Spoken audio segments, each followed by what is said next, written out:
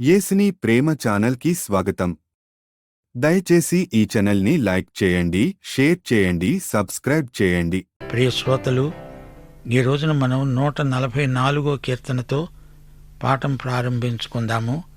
ఈ కీర్తన దావీదు రచన. ఇది 18వ కీర్తనలాగే ధ్వనిస్తున్నది.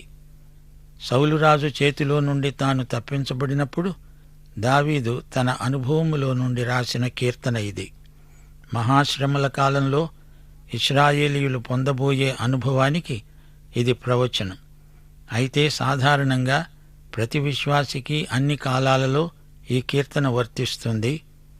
దేవుని వాక్యము కాలదోషము పట్టనిది.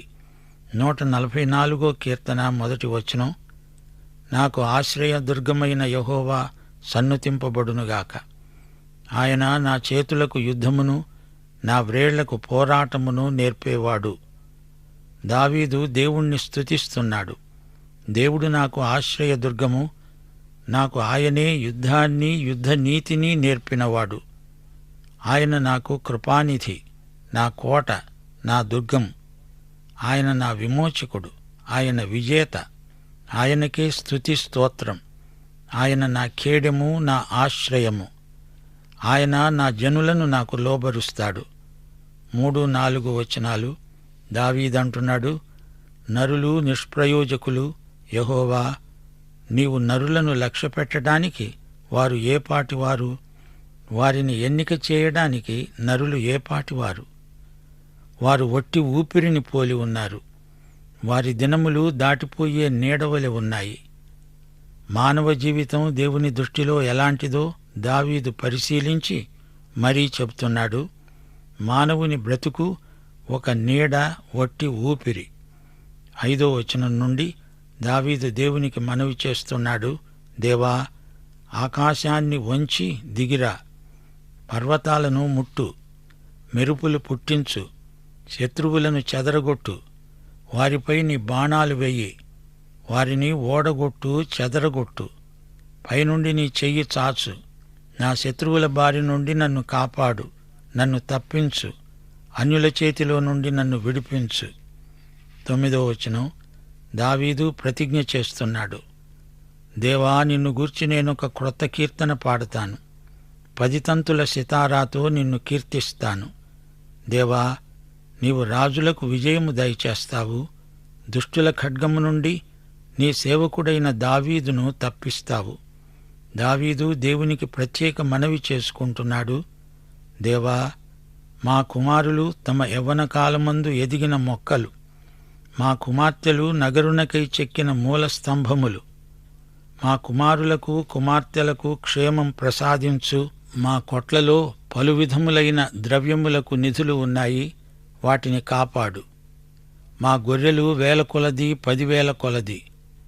మా గడ్డిబీళ్లలో పిల్లలు పెడుతున్నాయి, వాటిని శత్రుబారి నుండి కాపాడు. మా ఎడ్లు గొప్ప బరువులు మొయ్యగలవు, అవి శత్రువుల చేతిలో పడకుండా కాపాడు. శత్రువులు వాటిని కొల్లగొట్టుకుని పోతే వీధులలో అవి కనబడవు, ఉరుకులెత్తవు. 15వ వచనం, ఇట్టి స్థితి గలవారు ధన్యులు, యెహోవా తమకు దేవుడుగా గల జనులు ధన్యులు. ప్రియ శ్రోతలారా, యెహోవా ఆశ్రయదుర్గము అనగా ఆధారశిల. దేవుని ప్రజలు ఆ రోజుల్లో తమ శత్రువులతో ఖడ్గము చేపట్టి యుద్ధాలు చేశారు. యుద్ధరంగంలో దావీదు ఆరితేరినవాడు, ముక్కాకలు తీరిన యోధుడు, ధనుర్విద్యలో కూడా ప్రవీణుడు. అయితే తన నైపుణ్యం, సామర్థ్యం తన సొంతం కాదని ఒప్పుకుంటున్నాడు. ఇదంతా దేవుడిచ్చిందే. అయితే ప్రియ శ్రోతలు, మనము కొత్త నిబంధన కాలంలో ఉన్నాము. దేవుని ప్రజల మహాయుద్ధాలు ఆధ్యాత్మికమైనవి. దేవుడు దావీదుకు యుద్ధం నేర్పాడు. మనకు కూడా ఆధ్యాత్మిక యుద్ధాన్ని ఎలా జరిగించాలో నేర్పుతాడు. 1 కొరింథీ 4వ అధ్యాయం 7వ వచనం, నీకు ఆధిక్యము కలుగజేసేవాడెవడు? నీకు కలిగిన వాటిలో పరుని వలన నీవు పొందనిది ఏది? పొంది ఉండి కూడా పొందనట్లు నీవు అతిశయింపనేలా? మనకు విజయం చేకూరితే అది దేవుని మూలంగానే చేకూరింది అనుకోవాలి. ఈ కీర్తనలో దావీదు మానవునికి ఎట్టి విలువ లేదు అంటున్నాడు. అలాగని దేవుడు మనల్ని త్రోసిపుచ్చలేదు. క్రీస్తునందు మనల్ని ఎంతో హెచ్చించాడు. అంత గొప్ప దేవుడు అల్పుడైన ఒక మనుష్యుణ్ణి ఇంతగా హెచ్చించాడంటే దావీదు దేవుణ్ణి స్తుతించడం దేవునికే మహిమ.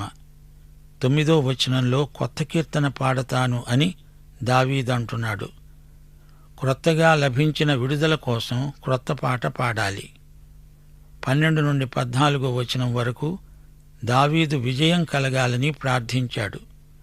విజయం కేవలం తన కోసమే కాదు, దేవుని ప్రజలందరినీ దృష్టిలో ఉంచుకొని వారి సౌభాగ్యము, నెమ్మది కోరి దావీదు ప్రార్థించాడు. కుమారులు ఎదిగిన మొక్కలు, కుమార్తెలు మూలస్తంభాలు.